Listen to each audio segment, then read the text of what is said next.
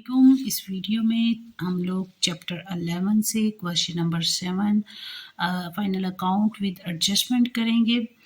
इसके remaining question का link आपको डिस्क्रिप्शन बॉक्स में मिल जाएगा और इसके इंट्रोडक्शन का भी, जिसमें हर एक direct expense, indirect expense, direct revenue, indirect revenue की डिटेल है और इनके इफ़ेक्ट्स भी हैं और यहाँ पे हम उसको जो है वो क्वेश्चन के थ्रू सॉल्व कर रहे हैं। तो यहाँ पे from the following balance taken from the book of Yakub की बुक से हमने बैलेंस लिया। हमने trading profit and loss account 31 दिसंबर के लिए बनाना है और बैलेंस शीट में इसकी प्रिपेयर करनी है। सबसे पहले है कैपिटल, हमारे पास बैलेंस शीट में जाता है, फिक्स्ड लाइबिलिटी है, रिटर्न इनवर्ड्स। तो रिटर्न इनवर्ड्स हमारी सेल्स रिटर्न होती हैं, सेल्स में से माइनस करते हैं, फिर सेल्स भी गिवन है।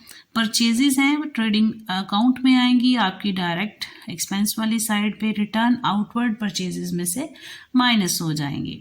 तो कमीशन है, कमीशन आपका एक्सपेंस है।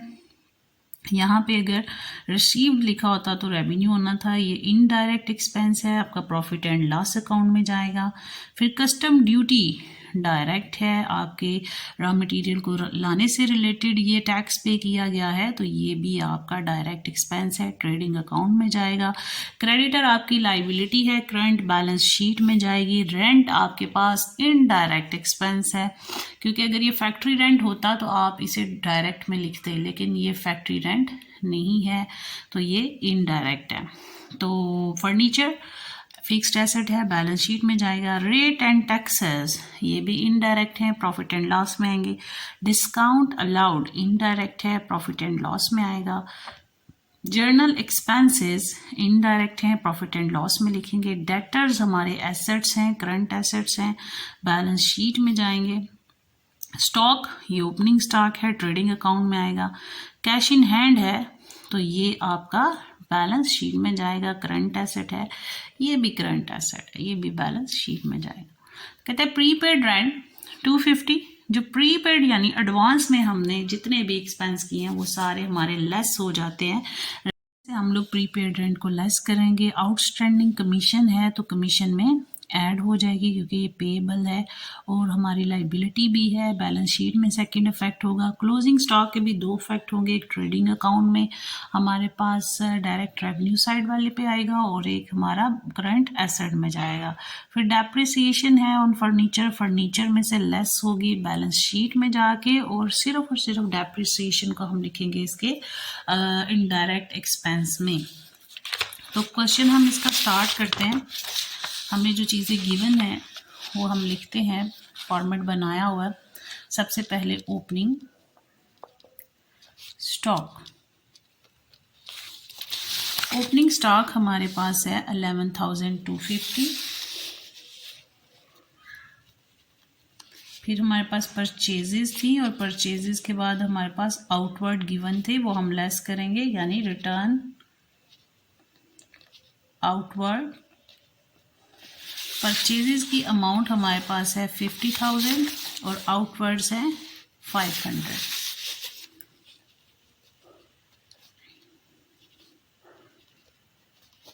$49,500 आ जाएगा। फिर हमारे पास डायरेक्ट एक्सपेंस में कस्टम ड्यूटी है, वो लिखेंगे। कस्टम ड्यूटी की अमाउंट 3,750। उसके अलावा कोई भी डायरेक्ट एक्सपेंस गिवन नहीं है।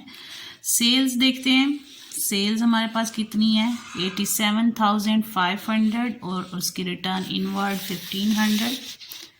सेल्स 87,500 लेस रिटर्न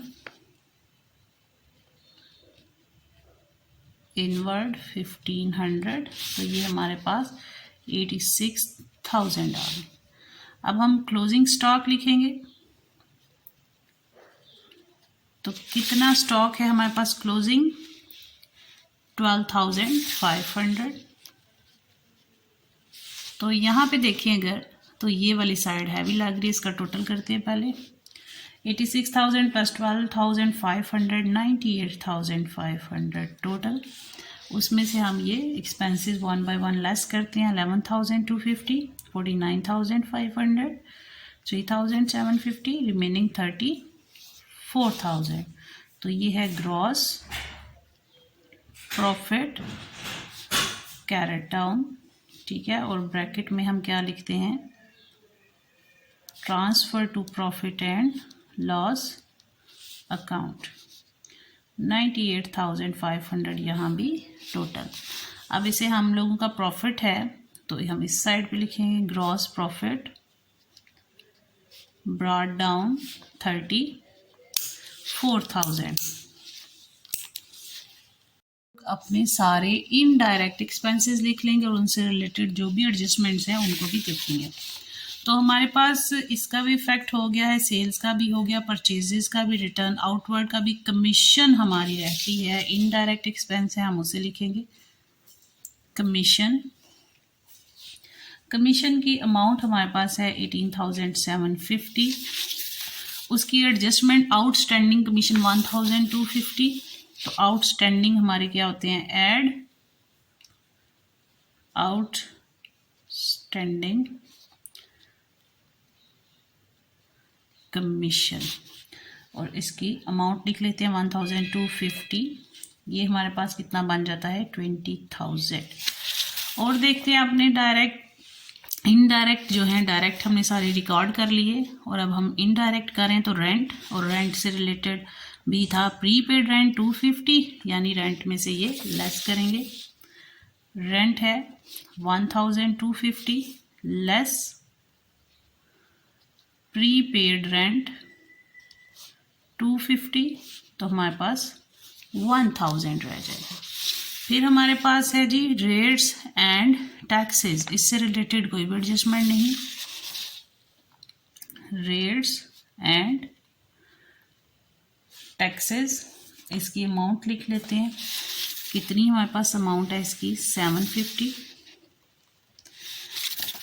फिर हमारे पास डिस्काउंट अलाउड है 1,250, डिस्काउंट अलाउड है हमारे पास 1,250, वो लिख लिया।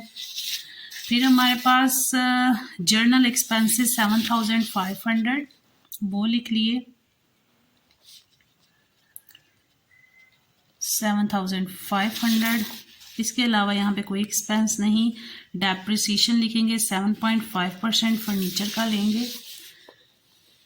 डेप्रिसिएशन ऑफ फर्नीचर, ठीक है। 7,500 मल्टीप्लाई बाय 7.5%,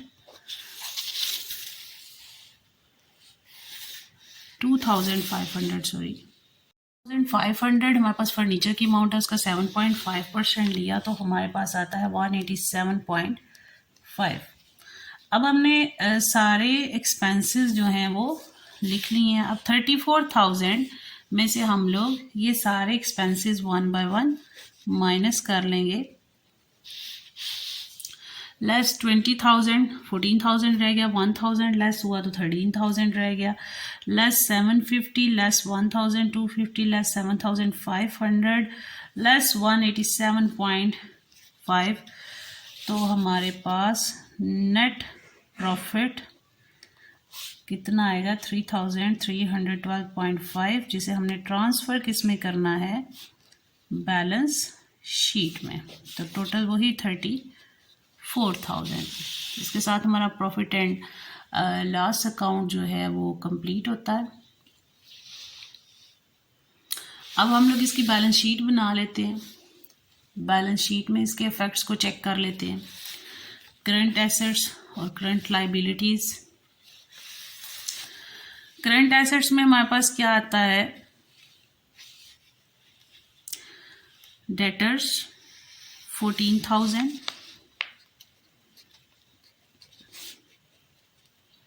क्लोजिंग स्टॉक,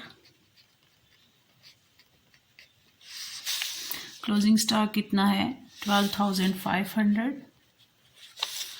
और फिर हम देखते हैं कि और हमारे पास कौन सी चीज़ इसमें आती है, cash at bank, cash in hand,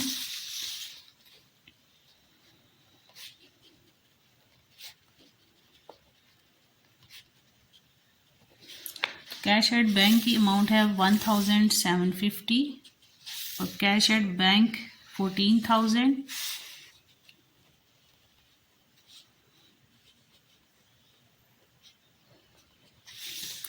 cash at bank 14,000 और कैश इन हैंड 1750। उसके अलावा हमारा एडजस्टमेंट में प्रीपेड रेंट, जितने भी एडवांस में एक्सपेंसेस पे किए जाते हैं वो हमारे करंट एसेट होते हैं। तो प्रीपेड रेंट हमारा 250 भी इसमें आएगा। अब हमारे पास जो है ऑलमोस्ट हमने वो सारे करंट एसेट लिख लिए हैं। अब हम लोग करंट लायबिलिटीज की तरफ आते हैं। तो आउटस्टैंडिंग कमीशन, आउटस्टैंडिंग कमीशन इसकी अमाउंट है 1250 और दूसरा हमारे पास क्या होगा, क्रेडिटर्स 13,250।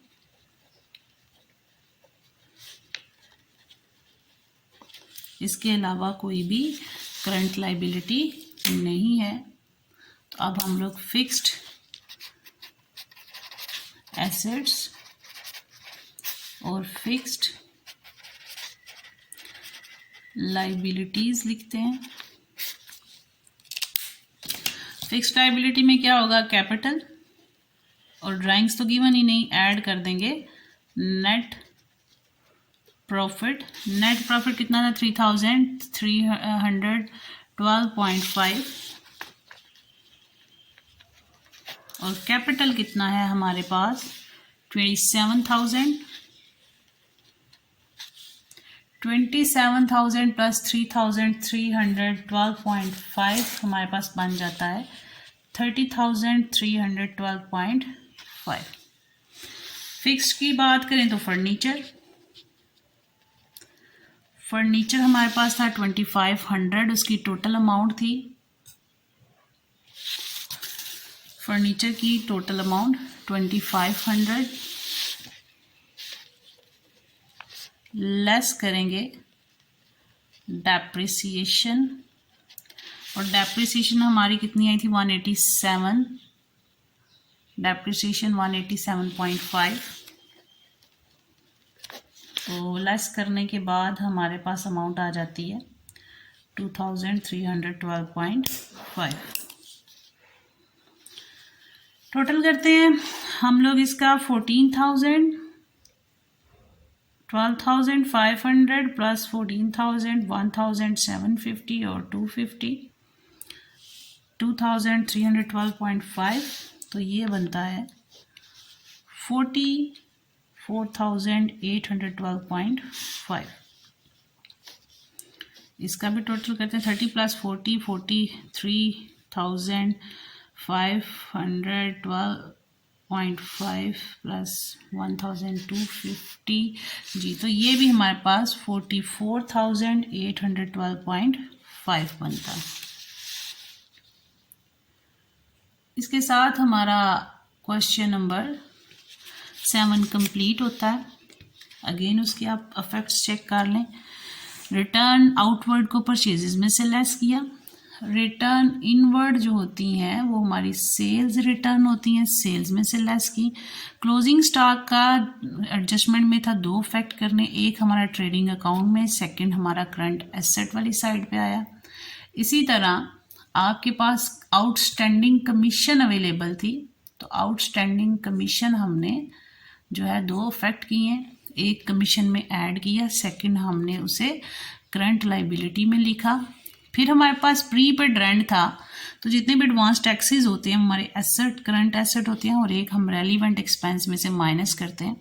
तो प्रीपेड रेंट को रेंट में से माइनस किया और सेकंड हमने करंट एसेट्स में लिखा। फिर हमारे पास डेप्रिसिएशन की बात आई, तो हमने टोटल अमाउंट को इतनी परसेंटेज लेके लिख ली और बैलेंस शीट में जाके एसेट में से उसे माइनस कर दिया।